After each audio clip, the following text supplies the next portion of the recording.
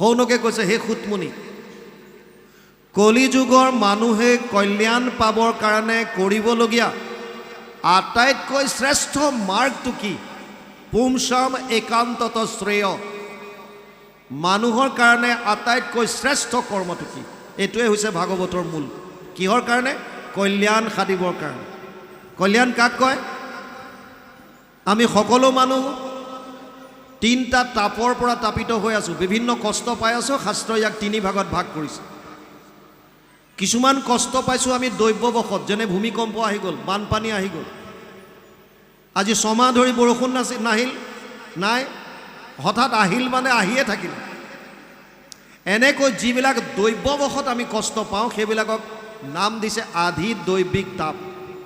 আধি শব্দটোৱে ৰিলেট কৰিছে, সম্বন্ধীয় বা সম্পৰ্কীয়।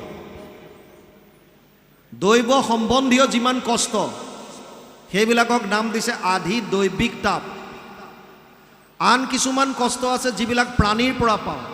কুকুৰে কামুৰিলে, মেকুৰী আঁচুৰিলে, সাপে খুটিলে, হাতীয়ে আক্ৰমণ কৰিলে, মানুহে মানুহক কষ্ট দিলে, যিকোনো প্ৰাণীৰ পৰা যেতিয়া আমি কষ্ট পাওঁ, প্ৰাণীৰ আন এটা শব্দ হৈছে ভূত।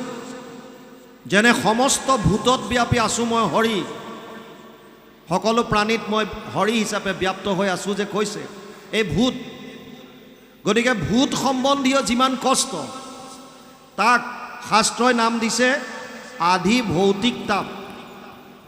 আৰু এবিধ হৈছে আধ্যাত্মিক।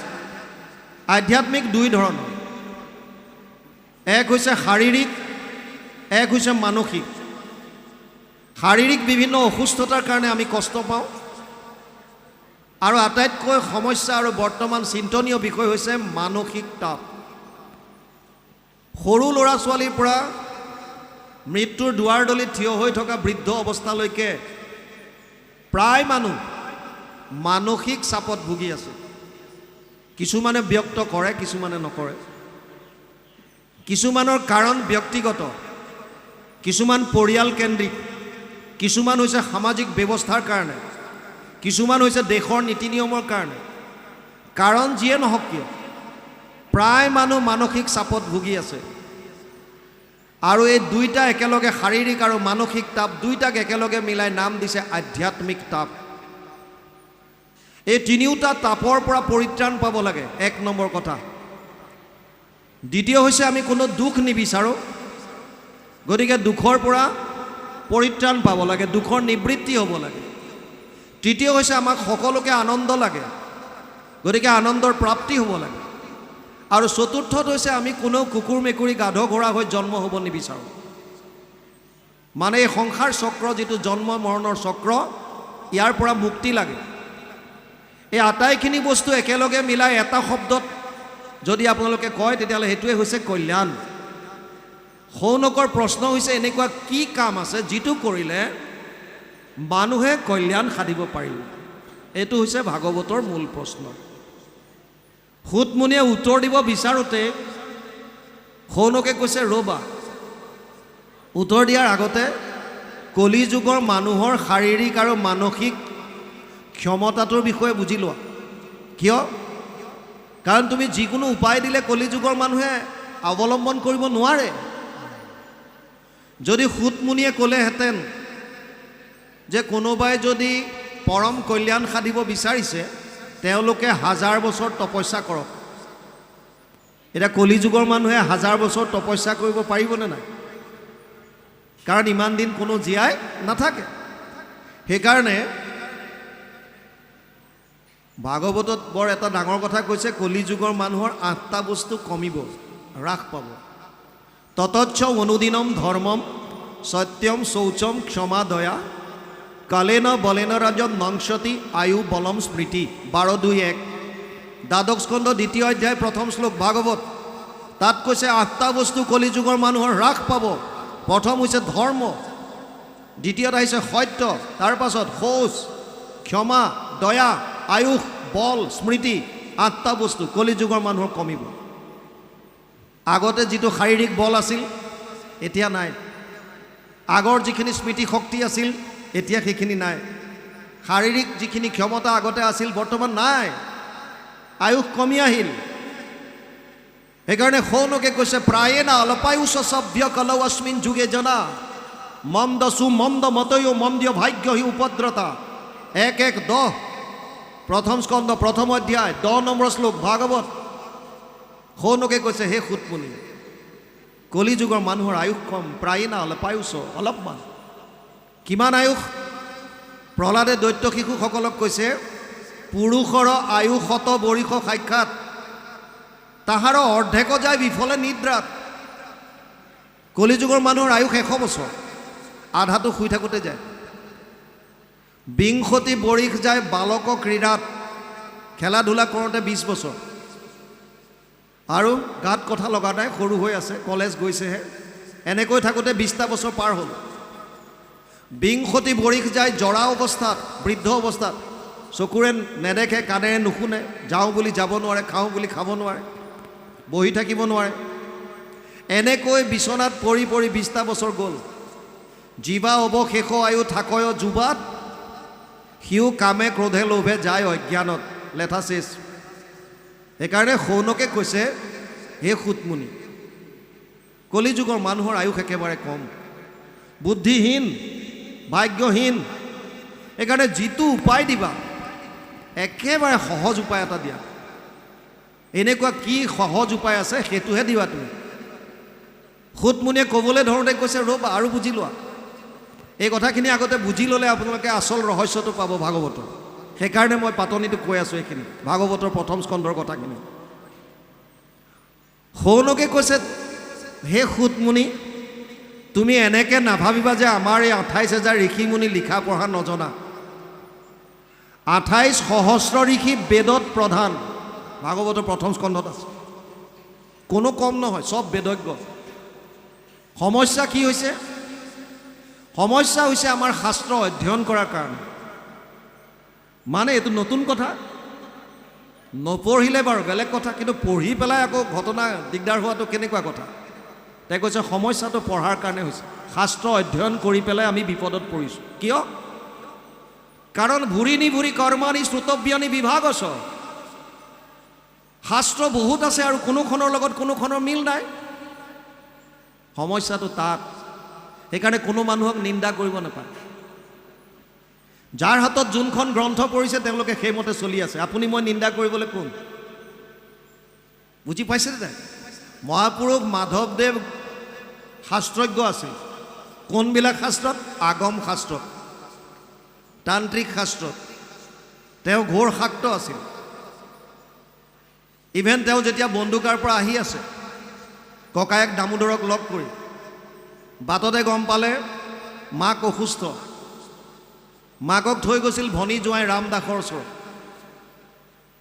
আৰু গম পাই তেওঁ শাক্তপন্থী এজন মানুহৰ নিচিনাকৈ দেৱী মাৰ ওচৰত প্ৰাৰ্থনা কৰিছে, হে দেৱী মা, মোৰ মাক সুস্থ কৰি দিয়া, এযোৰ পাঠা। আমাৰো বহুতে তেনেকৈ নামঘৰত হ'লেও আগবঢ়ায়, ল'ৰাটোৰ কাৰণে ভাল চাকৰি এটা যোগাৰ কৰি দিয়া, নামঘৰৰ বাওঁফালৰ বাৰাণ্ডাৰ টিংখিনি ময়ে দিম, ভোজ দিয়ে বহুতে।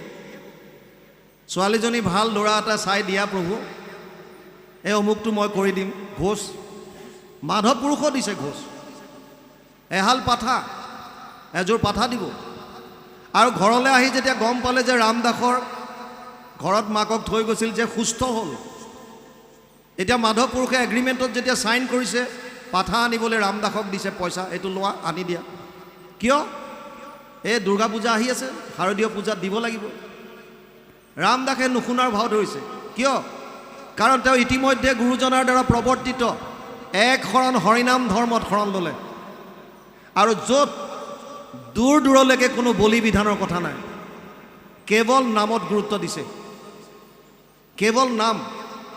আৰু আজি আমি গম পাইছোঁ আপোনালোকৰ ইয়ালৈ যিজন ডেকা সত্ৰাধিকাৰ আহিছিল তোৰণ উদ্বোধন কৰিবলৈ, তেওঁ এইটো কথা স্বীকাৰ কৰি গৈছে যে কলি যুগত হৰিনামে মূল। তেওঁ কৈ গৈছে, ক'বই লাগিব, কাৰণ ভাগৱতৰ মূল কথা। কলৌ দোষ নিধে ৰাজন অস্তিহি এক মহান গুণ, কীৰ্তনা দেৱ কৃষ্ণস্য মুক্ত সংগ পৰম ব্ৰজেত। 12:3-51 দ্বাদশ স্কন্ধ 3য় অধ্যায় 51 নম্বৰ শ্লোক। তাত লিখি থৈ গৈছে, দোষৰ সাগৰ যদিও কলিযুগ, ইয়াৰ এটা মহান গুণ আছে, কি? কেৱল কৃষ্ণৰ নাম কীৰ্তন কৰি পৰম গতি লাভ কৰিব পাৰে। ইয়াতকৈ সুবিধা একো নাই। ৰামদাসে গুৰুজনাৰ ওচৰত শৰণ লোৱাৰ কাৰণে ছাগলী আনি দিয়া নাই। ইফালে শাৰদীয় পূজা ওচৰ চাপিল, মাধৱ পুৰুষৰ ইচাত বিচাত লাগি আছে, পূজা আহি গ'ল, ছাগলী আনি দিয়া নাই। আৰু এদিন খঙৰ ভমকত ভনী জোঁৱায়েকক ক'লে, হোকৰা কুচিয়াৰ পো, বুদ্ধিত পাগল, কিয় আনি নিদিয় পূজাৰ ছাগল? আৰু সেইদিনা ৰামদাসৰো খং উঠিল, আৰু খঙৰ ভমকত তেওঁ ক'লে মাধৱ পুৰুষক, আমাৰ আগত দেখাও হ'ব বৰ চোট, শংকৰক লগ পাইলে হৈবি লোটফোট, তোৰ হাৱা উলিয়াব।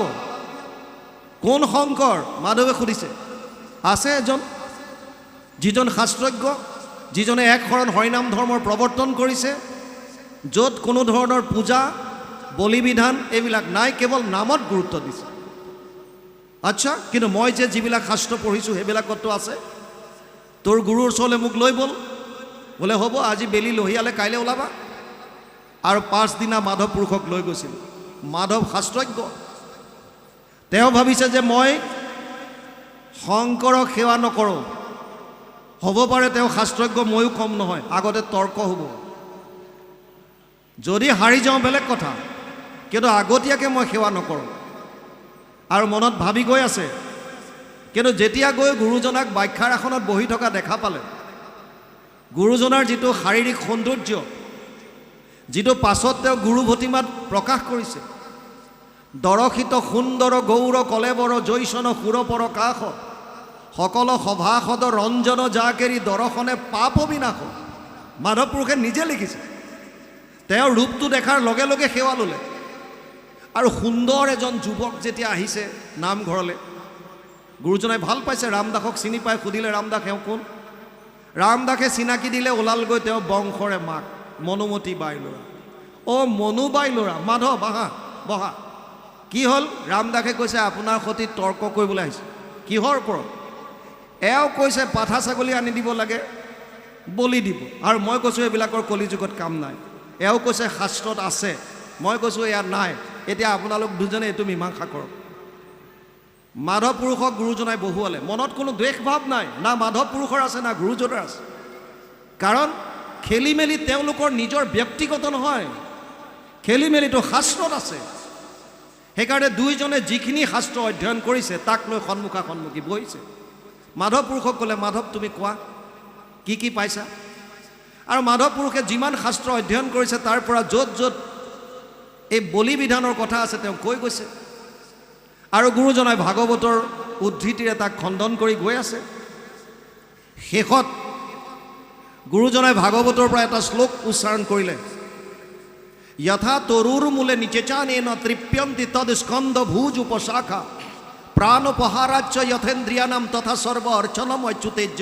4:31-14, চতুৰ্থ স্কন্ধ 31 নম্বৰ অধ্যায় 14 নম্বৰ শ্লোক ভাগৱত। ইয়াৰ অনুবাদ, বৃক্ষৰ মূলত যদি দেও আনি জল, ত্ৰিপিটি হুৱন্ত তাৰ পত্ৰ পুষ্প ফল, ডালে পাতে সিঞ্চে যদি মূলত নেদয়, কদাচিতো ডালে পাতে ত্ৰিপিটি নহয়। গুৰুজনাই ক'লে, ভোকাটোৰ নৰে যদি অন্নক ভুঞ্জয়, ইন্দ্ৰিয়ৰ প্ৰীতি তাৰ সাধে আতিশয়। ভোজন বিহীনে পিন্ধে বস্ত্ৰ অলংকাৰ, ইন্দ্ৰিয়ৰ একো প্ৰীতি নসাধ হয় তাৰ। মাধৱৰ চকু থৰ হৈ গ'ল। গুৰুজনাই ক'লে, কৃষ্ণক পুজিলে পূজা সমস্তৰে হয়, পৃথকে পুজিলে পূজা কেহু নলয়, লগে লগে দীঘল দি পৰিল। গুৰুজনাই ক'লে যে কি হ'ল মাধৱ, তুমি এবাৰ সেৱা কৰিলা আকৌ কৰিছা? বোলে হয় গুৰুজন, আগতে আপোনাক শিৰোমণি ভূঞা হিচাপে সেৱা লৈছিলোঁ, আৰু এতিয়া আপোনাক মই আধ্যাত্মিক গুৰু হিচাপে শৰণ লৈছোঁ। আপুনি মোক দিয়ক এতিয়া, কাৰণ মই যিবিলাক গম পাইছোঁ সেয়া মিছা কলিযুগৰ কাৰণে নহয়। এতিয়া সৌনকেও এইটো প্ৰশ্ন কৰিছে সুতমুনিক, ভুৰিনি ভুৰি কৰ্মাণি শ্ৰুতব্যানি বিভাগস অত সাধু অত্ৰ যত সাৰম সমুদ্ৰিত্য মনীষয়া মাম ব্ৰুহি শ্ৰদ্ধানানাম যেন আত্মা সম্প্ৰসিদতি। 1:11 প্ৰথম স্কন্ধ প্ৰথম অধ্যায় 11 নম্বৰ শ্লোকত সৌনকে কৈছে, হে সুতমুনি, শাস্ত্ৰ বহুত আছে আৰু বিভিন্ন শাস্ত্ৰত বিভিন্ন মত দিছে। ক'ৰবাত যদি কৈছে যাগ যজ্ঞ পূজা পাতল কৰা, ক'ৰবাত কৈছে সেইটোত নোপোৱা তুমি, জপ তপ তীৰ্থ কৰা, ক'ৰবাত কৈছে তাতো তুমি নোপোৱা পৰম কল্যাণ, দান দক্ষিণা কৰা, ক'ৰবাত ক'লে তাতো নোপোৱা, বলি বিধান আছে তাতো নোপোৱা, ঘৰ দুৱাৰ বাদ দি সন্ন্যাস ব্ৰত ধাৰণ কৰা, ধ্যান ধাৰণা সমাধিৰে ঈশ্বৰক বিচৰা, কোনটো মানিব কলিযুগৰ মানুহে বৰ্তমান সময়ত যিটো হৈ আছে সেইকাৰণে কোনো মানুহক নিন্দা কৰিব নাপায় যিসকলৰ হাতত যাগ যজ্ঞ পূজা পাতল বিষয়ক গ্ৰন্থ পঢ়িছে তেওঁলোকে সেইমতে চলিব যিসকলৰ হাতত জ্ঞান মাৰ্গৰ দ্বাৰা যাবৰ কাৰণে ঘৰ দুৱাৰ বাদ দি সন্ন্যাস ব্ৰত ধাৰণ কৰি ধ্যান ধাৰণা সমাধিৰে ব্ৰহ্মক নিৰ্গুণ নিৰাকাৰ ব্ৰহ্মক লাভ কৰাৰ গ্ৰন্থ পঢ়িছে তেওঁলোকে সেইভাগে যাব যিবিলাকৰ হাতত জপ তপ তীৰ্থৰ বিষয়ে থকা কিবা উপদেশমূলক গ্ৰন্থ পঢ়িছে তেওঁলোক সেইমতে যাব যেতিয়ালৈকে শাস্ত্ৰৰ উত্তম গীতা আৰু ভাগৱত মানুহৰ হাতত নপৰিব তেতিয়ালৈকে জীৱনৰ মাৰ্গ বিচাৰি নাপাব কাৰণ সৌনকে এইটো আজিৰ পৰা ৫,৫০০ বছৰ আগতেই সুতমুনিক প্ৰশ্ন কৰি থৈছে যে বিভিন্ন শাস্ত্ৰত বিভিন্ন মত দিছে কিন্তু সমস্ত শাস্ত্ৰৰ সাৰ মৰ্মটো কি এইটো তুমি আমাক কোৱা আৰু সেইটোৱে ভাগৱতৰ মূল ভেটি তেতিয়া সুতমুনিয়ে ক'লে হে সৌনক আদি ঋষি সমস্ত চিন্তা নকৰিবা তোমালোকক মই এনেকুৱা এটা উপায় দিম যিটো উপায় অৱলম্বন কৰি ৰজা পৰীক্ষিতে ৭ দিনত পৰম গতি লাভ কৰিলে যিটো উপায় অৱলম্বন কৰি খটাংগ ৰজাই ২ দণ্ডত পৰম গতি লাভ কৰি গুচি গ'ল আৰু তাৰ পাছত তেওঁ ভাগৱত কোৱা আৰম্ভ কৰিছে সুখদেৱ পৰীক্ষিতৰ কি কি কথা হৈছিল এই কথাখিনি সুন্দৰ ৰূপে আহিছে আমি এতিয়া পাঠৰ লগে লগে যাম দ্বিতীয় স্কন্ধ আজি উলিয়াইছে বাপজনে সুন্দৰ কণ্ঠৰে মংগলাচৰণখিনি কৰিছে পদৰ লগে লগে এতিয়া যাম জয় জয় কৃষ্ণ যাৰ স্মৰণ মংগল যাক যোগাদিৰো হৰিনাম মহাফল হেনয় পৰমানন্দ মাধৱক নিতে সুমৰিও নৰ নিৰন্তৰ এক চিত্তে যিকোনো কৰ্ম কৰিবলৈ যোৱাৰ প্ৰাক মুহূৰ্তত আপোনাৰ যিজন আৰাধ্য যিজন ইষ্ট সেইজনৰ স্তুতি গান কৰি আপোনাৰ কৰিবলগীয়া কৰ্মটো তেওঁৰ চৰণত অৰ্পণ কৰি মনৰ পৰা আন চিন্তা সকলোবিলাক আঁতৰাই তেওঁৰ চৰণতে মনটো একাগ্ৰত কৰি লৈ আপোনাৰ কৰ্মখিনি কৰিব লাগে তাৰ কাৰণে প্ৰথমতে আৰাধ্যজনক ইয়াত স্তুতি কৰাৰ কাৰণে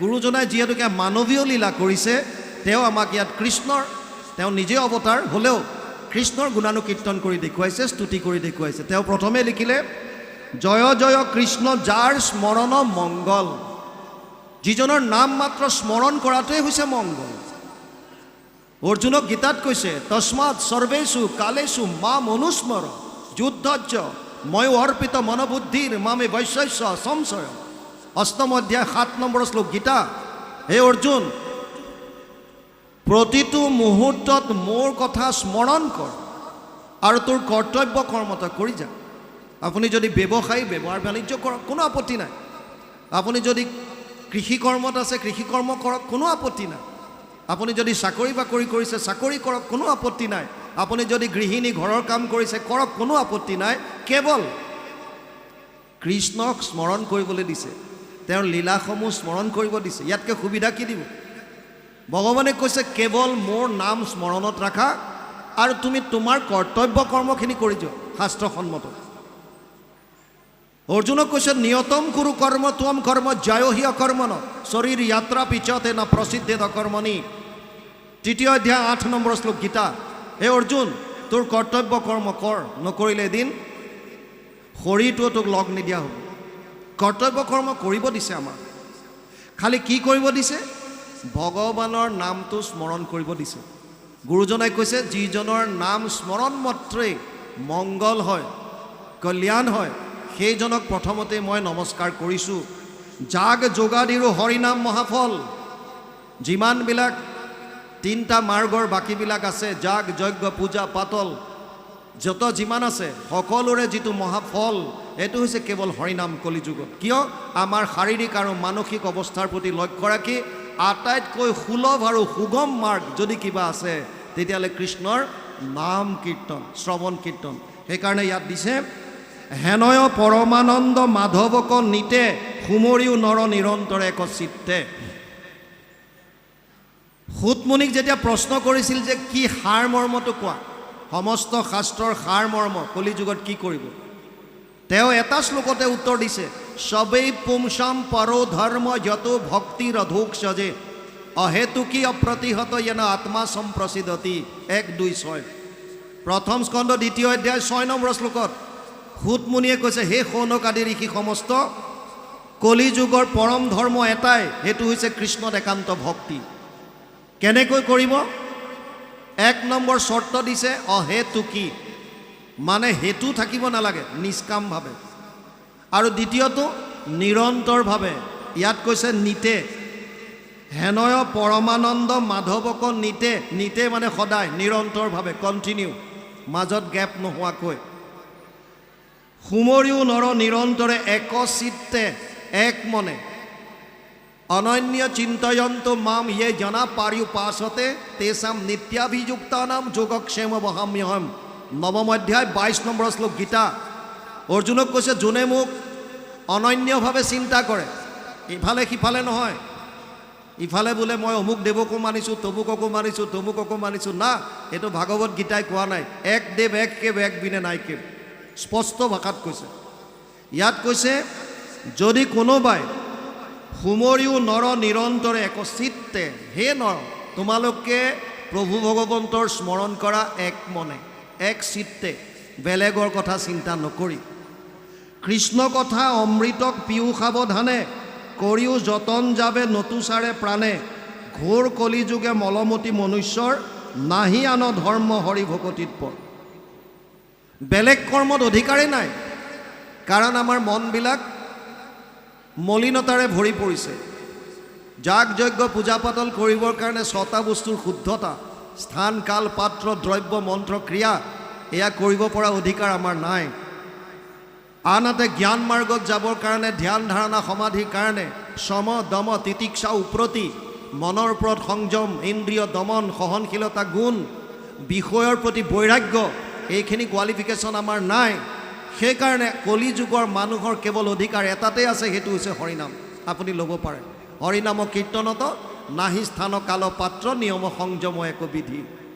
ইয়াতো সেইকাৰণে ক'লে এতিয়া ঘোৰ কলি যুগে মলমতি মনুষ্যৰ নাহি আন ধৰ্ম হৰি ভকতিত পৰ। হৰি ভক্তিৰ বাদে বেলেগ কৰ্মত তেওঁলোকৰ অধিকাৰেই নাই। শৰীৰত আছে কলি কৃত্য যত দুখ, গুচুক প্ৰথমে কৰা হৰি হৰি ঘোষ। দোষৰ সাগৰ কলিযুগ, মানুহৰ মনবিলাক মলিনতাৰে ভৰি আছে।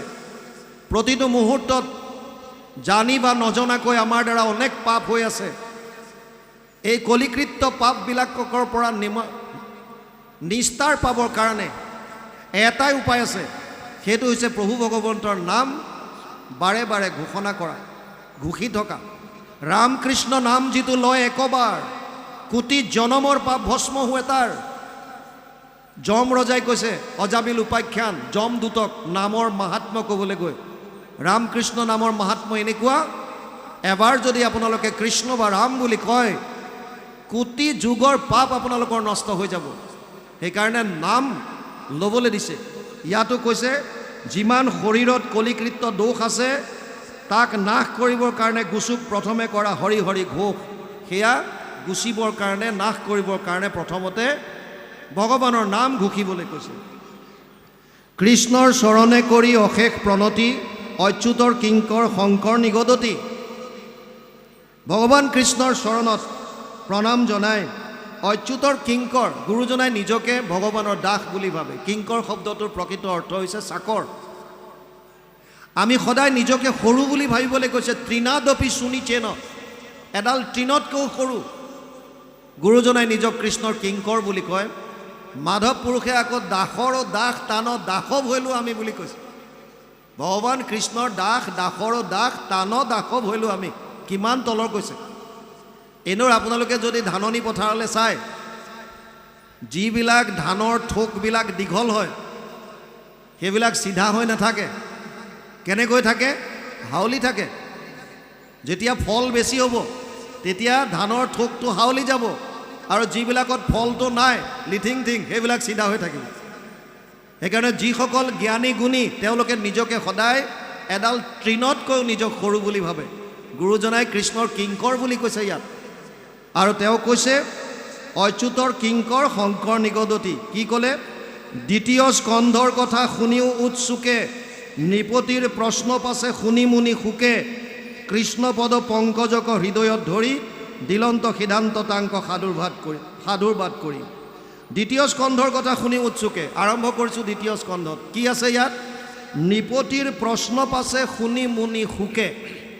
আমি কৈছিলোঁ যে সুত মুনিয়ে কি কৈছিল সৌনকাদিক, যে তোমালোকক এতিয়া মই সুক আৰু পৰীক্ষিতৰ কথা শুনাম।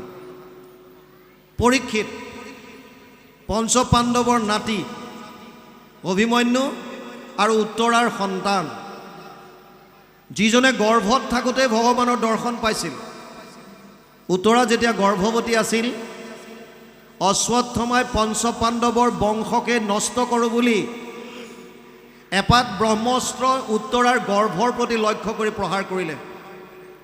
আৰু উত্তৰাই তেওঁৰ শহুৰেকৰ কথা চিন্তা নকৰি, য'ত গাণ্ডীৱধাৰী অৰ্জুন, সহস্ৰ হাতীৰ বল থকা বৃকুদৰ, ধৰ্মৰাজ যুধিষ্ঠিৰ, নকুল, সহদেৱ, কোনো কম নহয়, তেওঁলোকৰ ওচৰলৈ নগৈ সময়ৰ অপব্যৱহাৰ নকৰি চিধা ভগৱান কৃষ্ণৰ চৰণত শৰণ লৈছে। পাহি পাহি মহাযোগিনাম দেৱ দেৱ জগৎপতি নান্যম ত্বদ অভয়ম পশ্যে যত্ৰ মৃত্যুৰ পৰস্পৰম। 1:8-9 প্ৰথম স্কন্ধ অষ্টম অধ্যায় 9 নম্বৰ শ্লোক ভাগৱত।